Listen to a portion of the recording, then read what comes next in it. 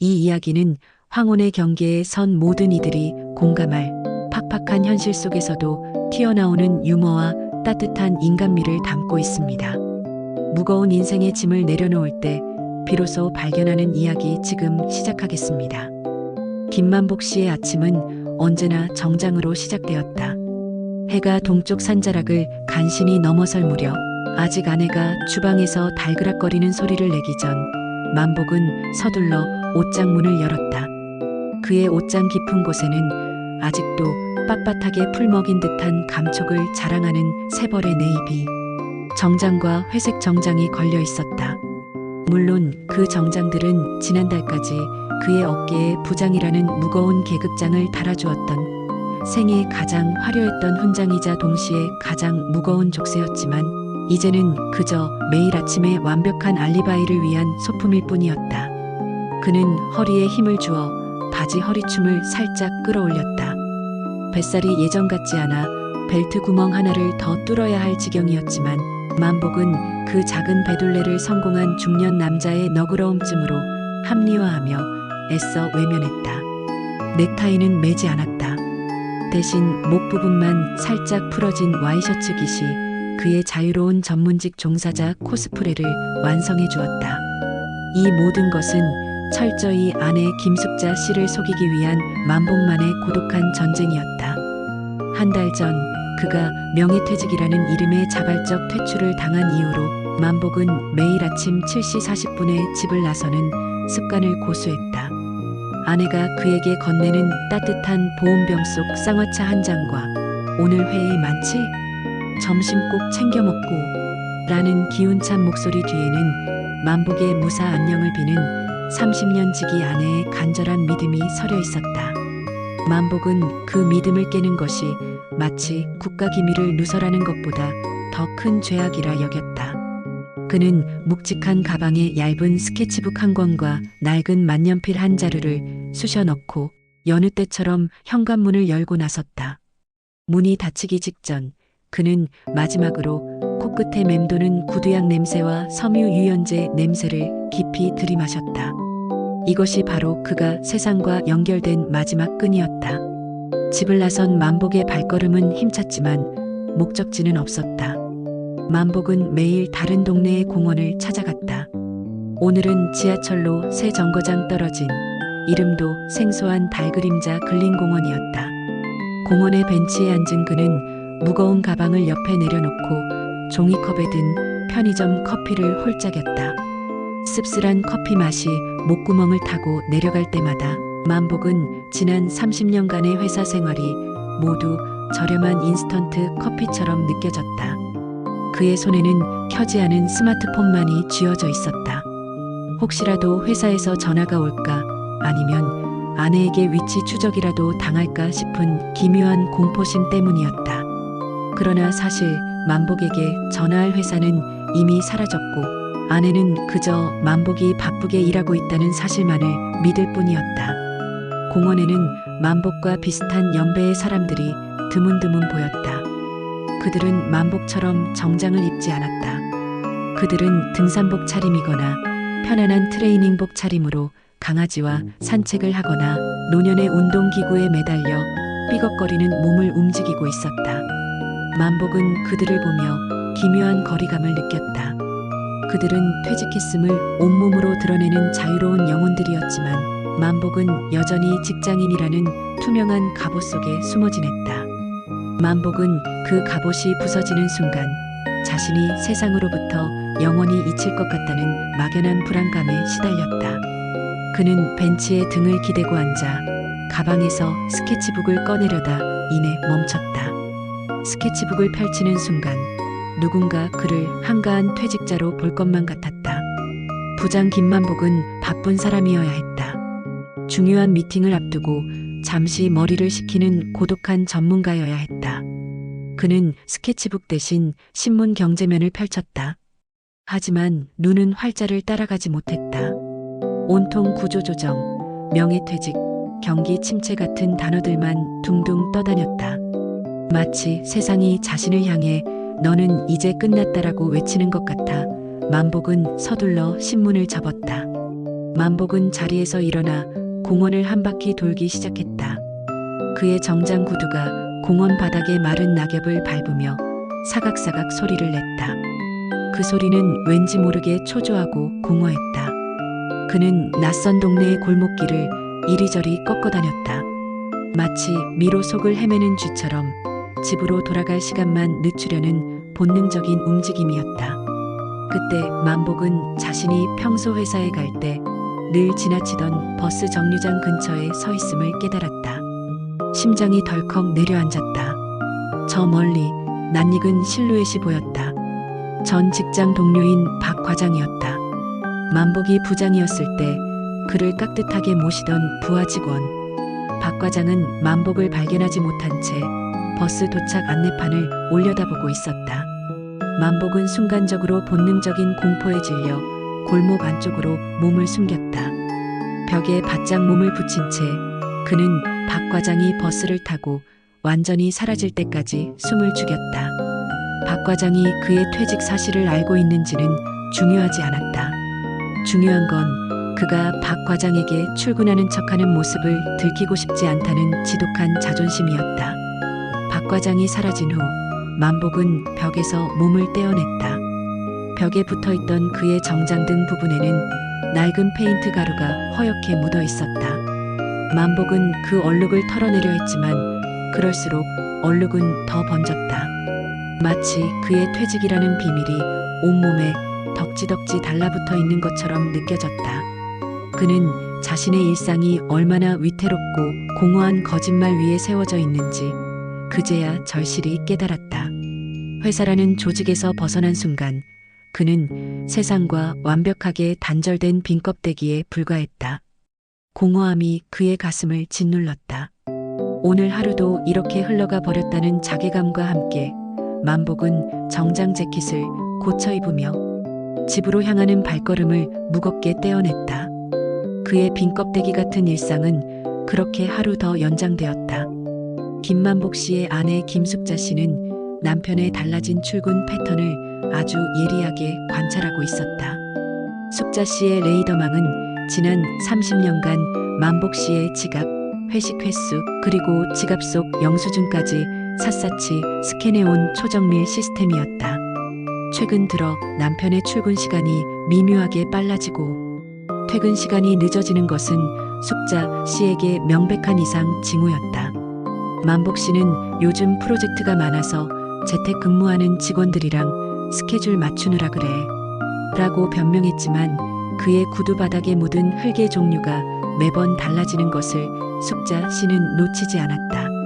심지어 양복에서는 커피 믹스가 아닌 캔커피나 편의점 아메리카노의 씁쓸한 냄새가 났고 퇴근 후에는 평소 쥐약처럼 싫어하던 공원 벤치에 앉아 지내는 노인들에게서 나는 특유의 소나무 향 비슷한 냄새가 희미하게 났다. 숙자 씨는 속으로 김만복, 너 이 자식.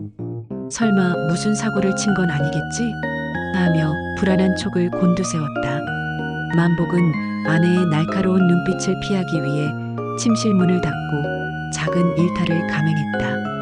옷장 제일 윗칸, 낡은 이불 사이에 숨겨두었던 캔버스 천과 유화 물감, 그리고 붓 세트를 꺼냈다. 이 물건들은 만복의 20살 청춘의 방황과 열정이 고스란히 묻어있는 유물이었다.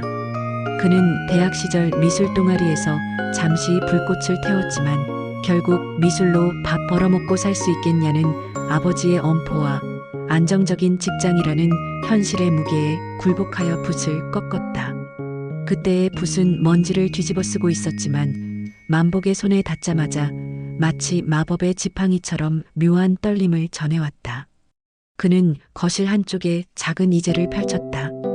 거창한 유화 작업은 엄두도 못 내고 작은 스케치북에 샤프 펜슬로 아내의 뒷모습을 그리기 시작했다.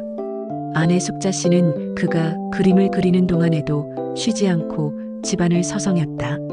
만복은 그림에 집중하고 싶었지만 숙자 씨가 냉장고 문을 여닫는 소리, 빨래를 개는 소리, 심지어는 기침 소리 하나까지도 마치 자신을 감시하는 소리처럼 들렸다. 만복은 아내에게 모든 것을 털어놓고 싶었지만 부장 김만복이라는 타이틀을 잃어버린 자신의 초라한 모습이 드러날까 두려웠다. 그가 유일하게 지켜야 할 것은 가정의 평화와 그리고 만복 본인의 자존심이었다. 당신 요즘 회사에서 무슨 일 있어? 왜 자꾸 그림 같은 걸 그리고 그래? 숙자 씨의 목소리는 걱정 반, 의심 반이었다. 만복은 얼른 스케치북을 덮고 어색하게 웃었다. 아, 그냥 요즘 트렌드가 힐링이라잖아. 아이디어 구상하는 거야, 아이디어. 만복은 아이디어라는 단어를 최대한 힘주어 말했다. 마치 자신이 여전히 중요하고 창의적인 일을 하는 사람인 것처럼 보이고 싶었다. 다음 날 만복은 평소처럼 달그림자 근린공원으로 향했다. 오늘은 용기를 내어 스케치북과 만년필을 꺼냈다.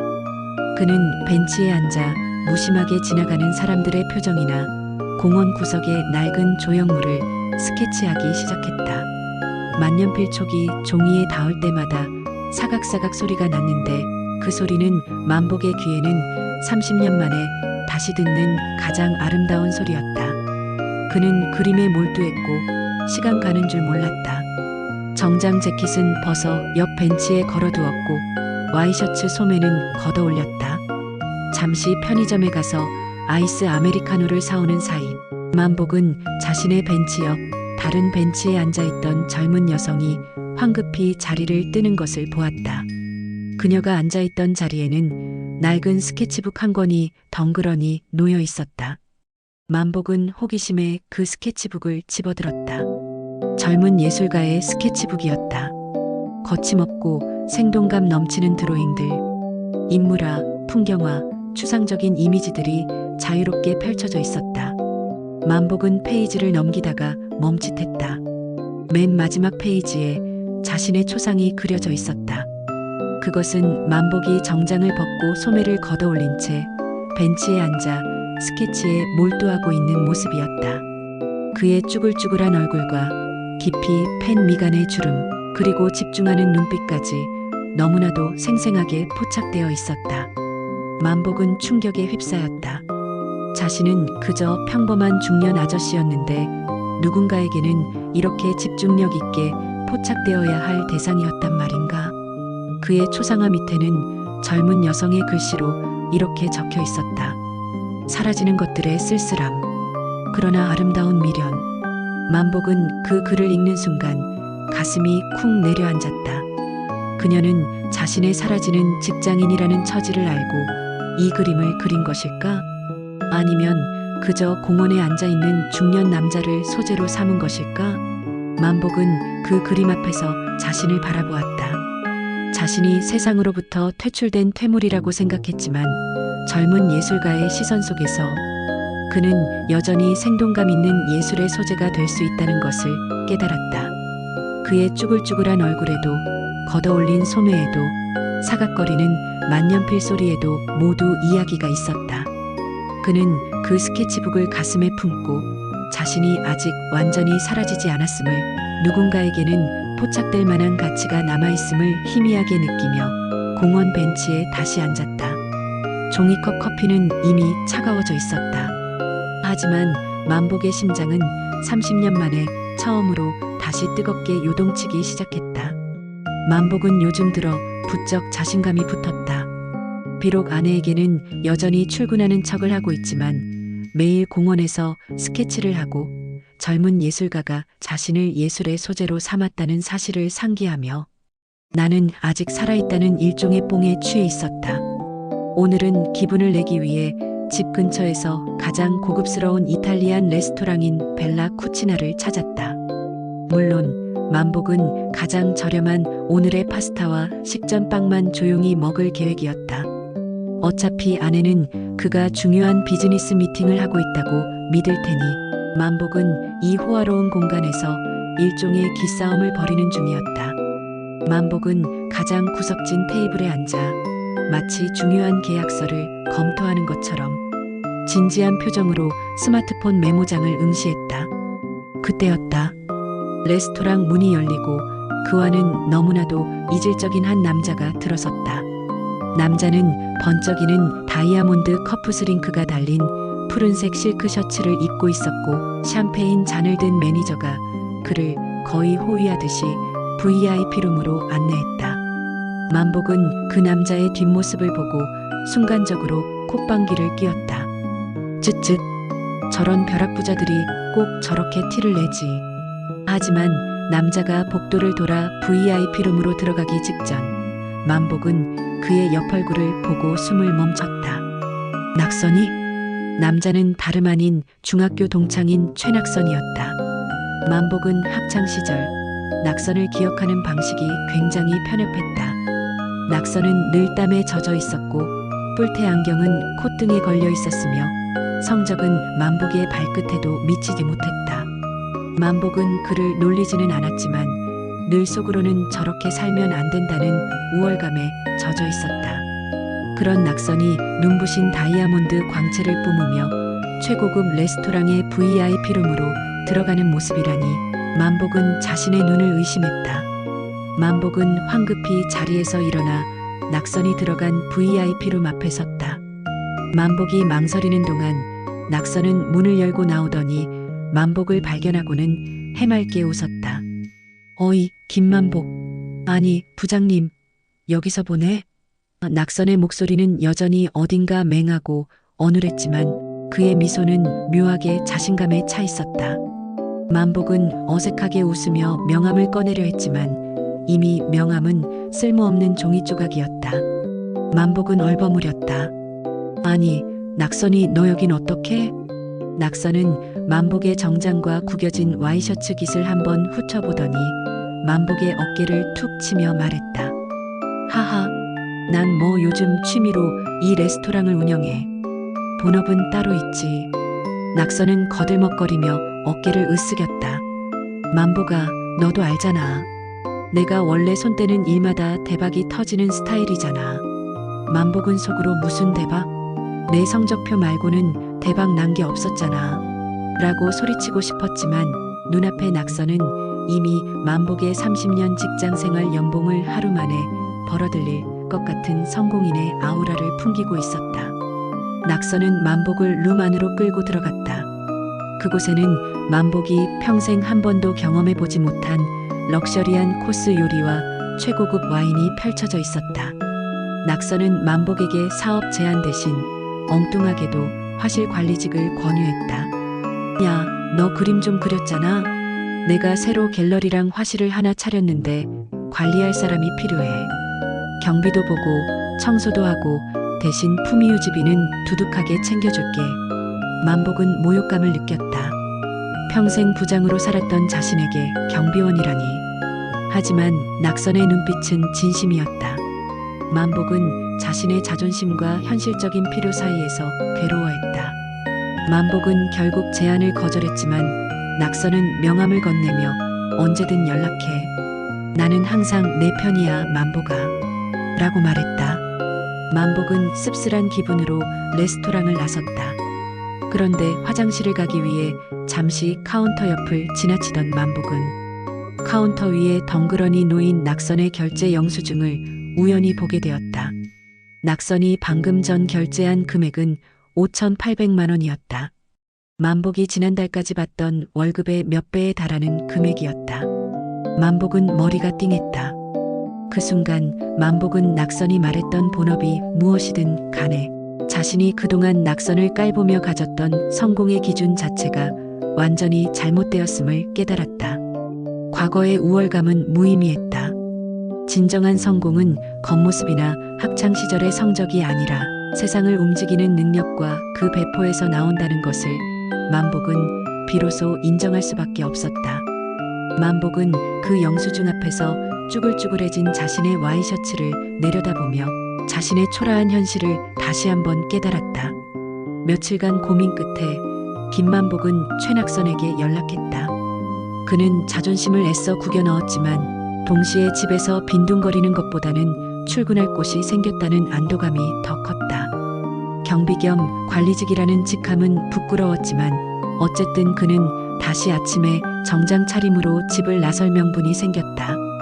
만복이 맡게 된 곳은 낙선이 매입했다는 4층짜리 건물의 3층에 위치한 아르떼 갤러리 화실이었다.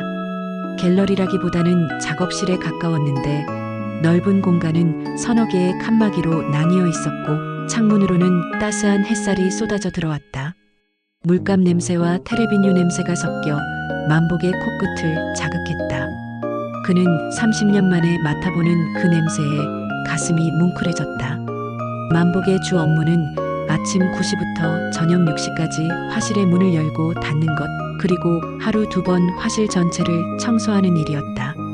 그는 마치 중년의 신데렐라처럼 빗자루와 걸레를 들고 화실 구석구석을 누볐다.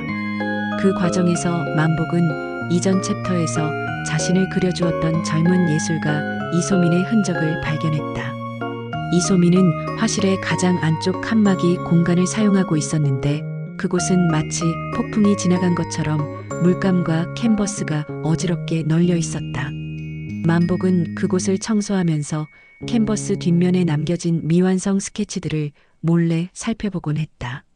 그의 눈에는 이소민의 그림이 너무나도 추상적이고 난해하게 보였지만 그림에서 뿜어져 나오는 격렬한 에너지와 생동감만큼은 부정할 수 없었다. 어느 날 만복은 이소민의 책상 밑에서 낡은 스케치북 하나를 발견했다. 그것은 만복이 공원에서 발견했던 그 스케치북과 똑같았다. 만복은 순간적으로 이소민의 스케치북에 담긴 그림을 자신도 한번 따라 그려보고 싶은 충동을 느꼈다. 그는 이소민의 그림을 몰래 베껴서 자신의 스케치북에 옮겨 그리기 시작했다. 서툰 손놀림이었지만 만복은 그림을 베끼는 과정 자체가 엄청난 힐링이 되었다. 붓을 들고 물감을 섞는 동안 만복은 자신이 다시 살아 숨쉬는 기분을 느꼈다. 그는 이 비밀스러운 모작 행위가 자신만의 작은 일탈이자 정장 입은 경비원의 유일한 낙이었다. 그날 오후 4시경이었다. 만복이 막 청소를 마치고 경비실로 돌아가려던 참이었다. 화실 문이 쾅 소리를 내며 열리더니 이소민이 격렬한 분노를 뿜으며 안으로 들어섰다. 그녀의 얼굴은 붉게 상기되어 있었고 눈에는 분노의 불길이 타오르는 듯했다. 이봐요, 아저씨, 내 그림 봤죠? 누가 내 스케치북을 만졌어요? 이소민은 다짜고짜 만복에게 따져 물었다. 만복은 예상치 못한 상황에 당황하여 얼어붙었다. 그는 사실대로 고백할 용기가 없었다. 아, 아가씨, 무슨 소리 하는 거예요? 나는 그냥 청소만 했을 뿐인데. 만복은 애써 시치미를 뗐다. 이소민은 만복의 눈빛을 날카롭게 응시하더니 자신의 작업실로 달려가 여기저기를 뒤지기 시작했다. 그녀는 그림 한 장이 사라졌다고 확신하며 화실 전체를 난장판으로 만들었다. 만복은 자신이 이소민의 스케치북을 만졌다는 사실 때문에 죄책감에 시달렸지만 그녀가 잃어버렸다고 주장하는 그림은 자신이 베끼려다 실패해서 찢어버린 낙선본이었다. 이소민은 그림을 찾지 못하자 울음을 터뜨릴 듯한 표정으로 만복에게 소리쳤다. 그건 단순히 그림이 아니에요.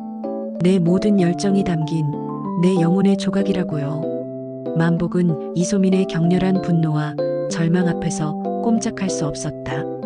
만복에게 그림이란 그저 취미나 힐링의 수단이었는데 이 젊은 예술가에게 그림은 삶 자체였다. 만복은 그제야 자신이 얼마나 건조하고 피상적인 시선으로 예술을 대했는지 깨달았다. 예술이란 단순히 그림을 그리는 기술이 아니라 자신의 모든 것을 걸고 표현하는 치열한 삶의 태도임을 만복은 이소민의 분노를 통해 간접적으로 느꼈다. 만복은 죄책감과 함께 그녀의 열정 앞에서 묘한 동경심을 느꼈다. 그는 서둘러 이소민을 진정시키려 했지만 이소민은 만복을 무시한 채 화실을 박차고 나갔다.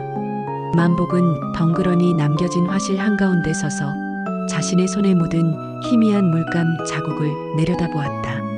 그 작은 얼룩이 그에게는 마치 치열했던 삶의 훈장처럼 느껴졌다.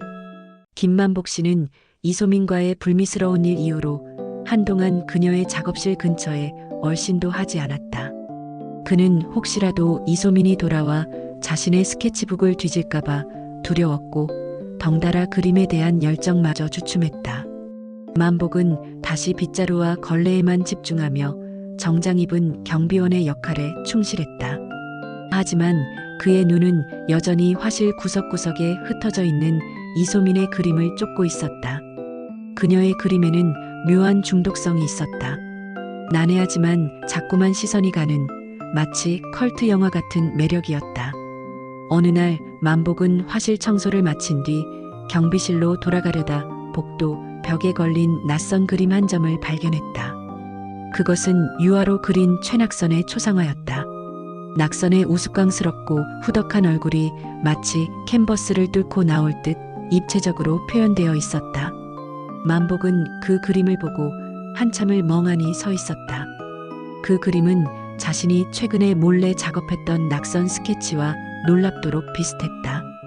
만복은 자신의 스케치가 누군가에게 유출된 것은 아닌지 불안감을 느꼈다. 자세히 보니 그림 아래 작게 새겨진 서명은 M.K. 였다. 김만복, 맨바크 킴. 만복의 이니셜이었다. 만복은 머리가 복잡해졌다. 누가 자신의 그림을 복도에 걸었을까? 설마 낙선이 자신을 놀리려고 건 것은 아닐까? 만복이 패닉에 빠져 그림을 떼어내려고 손을 뻗는 순간 화실 직원들이 우르르 몰려왔다. 화실 직원들은 만복을 경비원으로만 알고 있었기 때문에 그림 앞에서 만복을 발견하고는 흥미로운 표정을 지었다. 어머, 이 그림 경비 아저씨가 그린 거예요? 분위기가 너무 좋은데요? 낙선 대표님 얼굴이 이렇게 유쾌하게 표현될 줄은 몰랐어요. 만복은 아니라고 손사래를 쳤지만 직원들은 이미 만복을 숨겨진 예술가로 여기는 눈치였다. 직원들이 잠시 자리를 비운 사이 만복은 다시 그림을 떼어내려 했다. 그때 이소민이 화실로 들어왔다. 이소민은 만복이 그린 낙선의 초상화 앞에서 발걸음을 멈추더니 그림을 한참 동안 응시했다. 만복은 얼굴이 벌겋게 달아올라 변명할 준비를 하고 있었다. 하지만 이소민은 예상과는 달리 차분한 목소리로 만복에게 말했다. 이 그림 제가 걸었어요. 만복은 이해할 수 없었다. 아가씨가? 왜요? 나를 놀리려고요? 이소민은 고개를 저었다. 아니요. 솔직히 기술적으로는 엉망진창이죠. 구도도 어설프고 색깔도 촌스럽고요. 그런데 이 그림에서 진심이 느껴졌어요. 최낙선 대표님을 향한 아저씨의 복잡한 감정이 그대로 묻어났다고 해야 할까요? 이소민은 만복의 그림에서 서툰 기교 너머의 순수한 감정과 열정을 보았다고 칭찬했다. 만복이 몰래 그린 낙선 스케치는 낙선에 대한 질투심, 우월감, 그리고 존경심이 뒤섞인 복잡한 내면의 표현이었다. 이소민은 만복에게 아저씨, 완벽하게 그리지 않아도 돼요. 그림은 기술이 아니라 사람의 마음을 움직이는 것이 중요하거든요. 라고 말했다.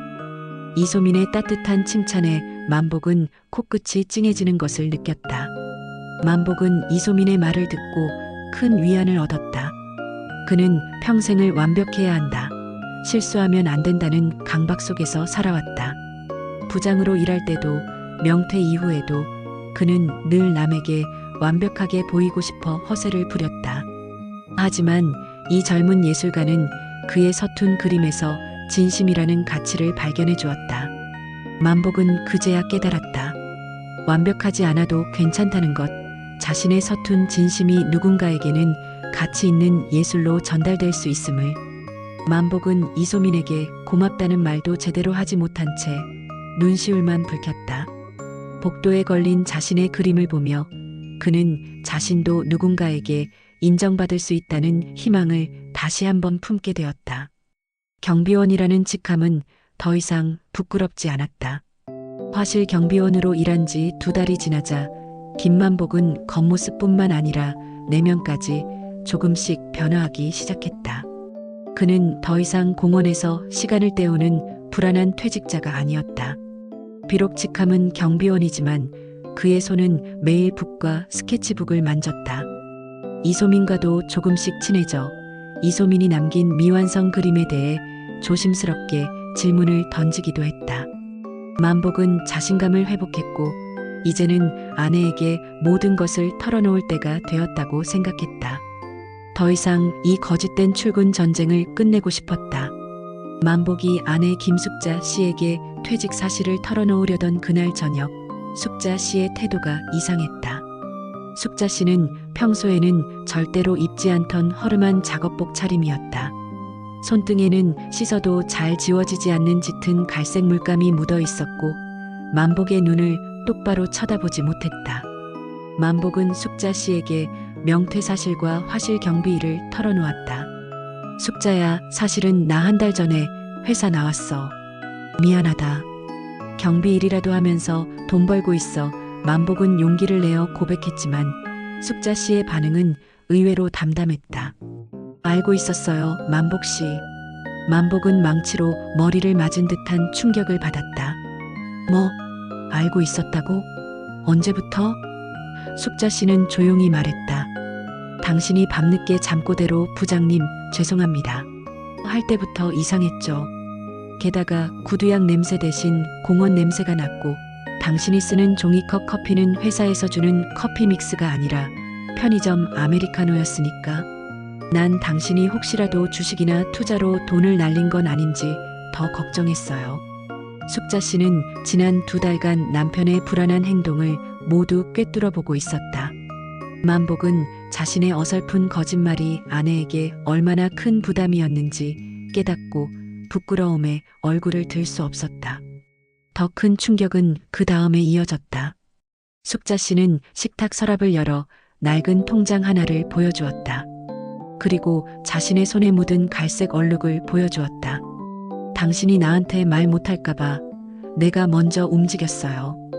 당신 용돈 아껴 쓰느라 힘들까봐 나도 몰래 일을 시작했어요. 숙자 씨는 지난 2달간 만복 몰래 동네 도자기 공방에서 아르바이트를 해왔던 것이다. 그녀의 손에 묻은 갈색 얼룩은 바로 도자기 유약이었다. 숙자 씨는 당신이 그렇게 멋진 정장을 입고 아침에 나가는 동안 나는 여기서 흙 만지고 돈 벌었어요. 당신 허세 지켜주려고 라고 말했다. 만복은 말을 잇지 못했다. 그는 가족을 지키고 있다고 생각했지만 사실은 가족들이 그의 허세와 자존심을 지키기 위해 뒤에서 묵묵히 희생하고 있었다. 그가 매일 아침 출근하는 척하며 공원에서 보낸 시간에 그의 아내는 낯선 곳에서 허드렛 일을 하며 생활비를 벌고 있었던 것이다.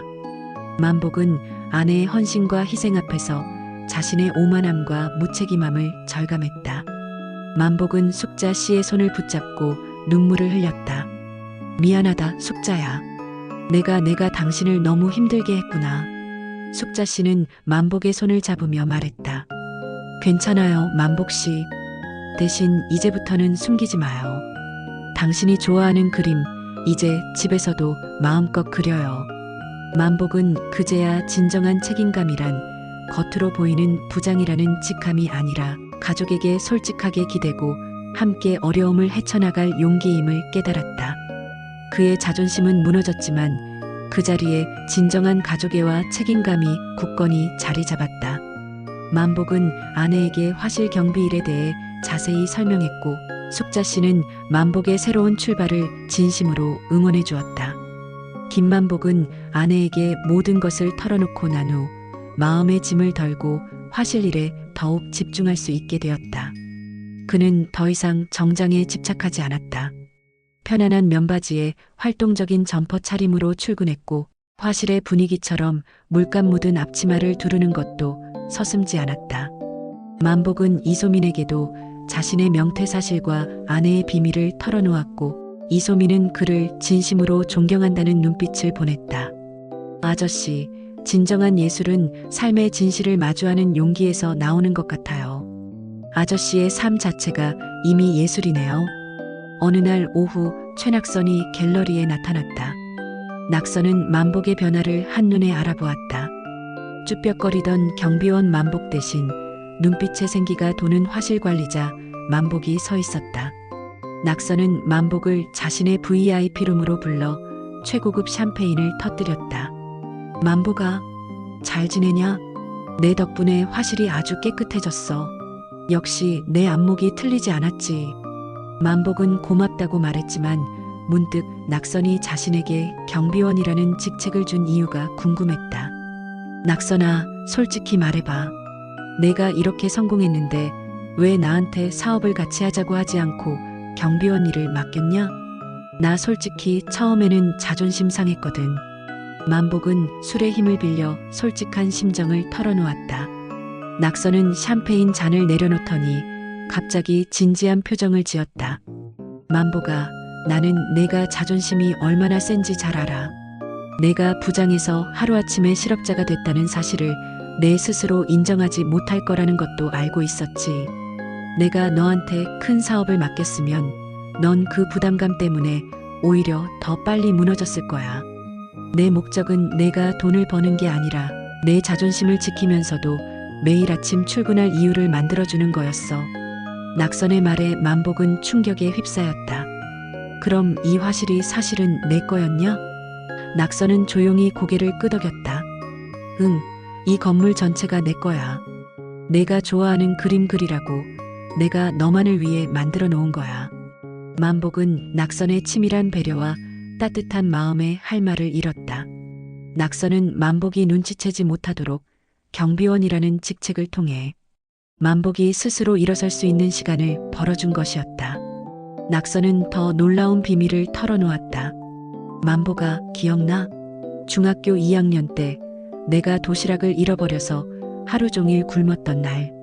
만복은 기억이 나지 않았다. 그랬나? 낙선은 웃었다. 내가 기억 못할 수도 있지. 그때 만복 내 어머니가 싸주신 김치볶음밥을 나한테 절반이나 나눠줬어. 너는 그때 나를 놀리지 않은 유일한 친구였지. 다른 애들은 나보고 촌뜨기라고 놀렸는데 너만 나한테 나눠 먹자고 했어.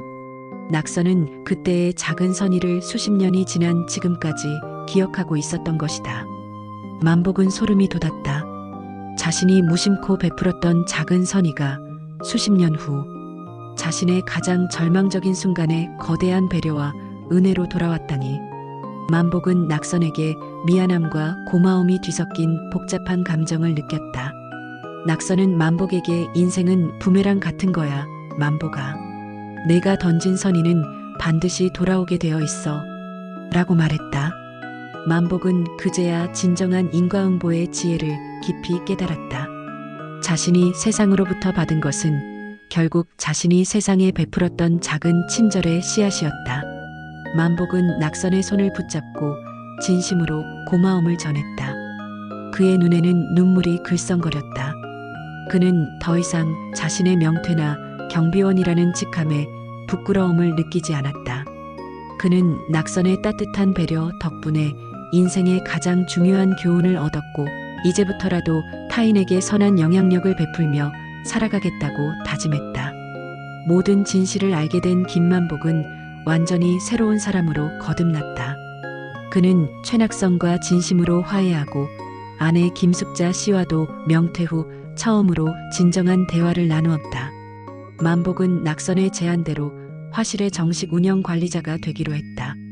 그는 더 이상 낡은 정장에 집착하지 않았다. 청바지와 티셔츠, 그리고 늘 물감 얼룩이 묻어있는 앞치마가 그의 새로운 출근룩이 되었다. 만복과 이소미는 의기투합하여 화실을 시니어 문화공간으로 확장할 계획을 세웠다.